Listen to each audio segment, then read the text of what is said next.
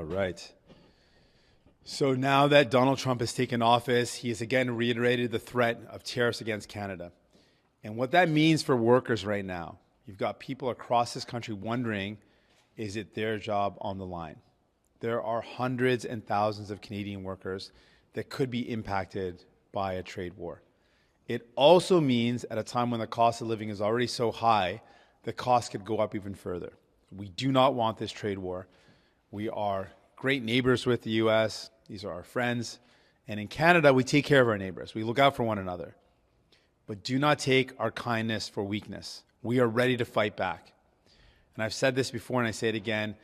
Donald Trump is a bully who understands one thing, that is strength. So we have to show strength and be ready to fight back. But we know one thing in trade wars. While we want to do everything possible to avoid it, to stop it before it happens, and I've talked about some of the things we need to do, we know in trade wars, it's workers that suffer, and that cannot happen.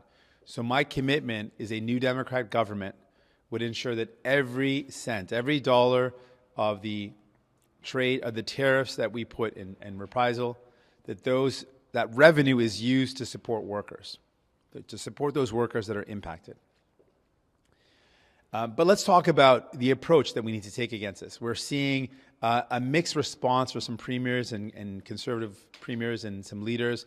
We've heard from Daniel Smith, who is taking tools off the table, which is the wrong approach. We need to have every tool on the table to fight back against Donald Trump. And now we're hearing from François Blanchet, who's also saying, let's not use hydroelectricity in Quebec. That's not the right approach. We need to use every tool possible to fight back, to stop these tariffs before they happen. I've suggested, let's stop the flow of critical minerals.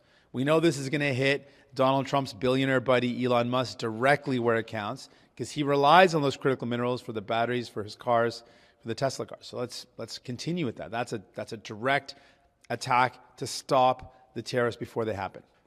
But it's interesting to note that Elon Musk has endorsed Pierre Poilievre, and Pierre Poilievre has accepted that endorsement.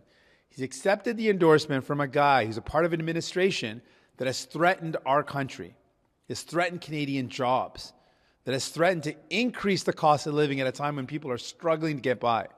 It shows you who Pierre Poilievre really is and who's on whose side he is. Elon is endorsing him because he knows that Pierre Poilievre is going to make billionaires even richer.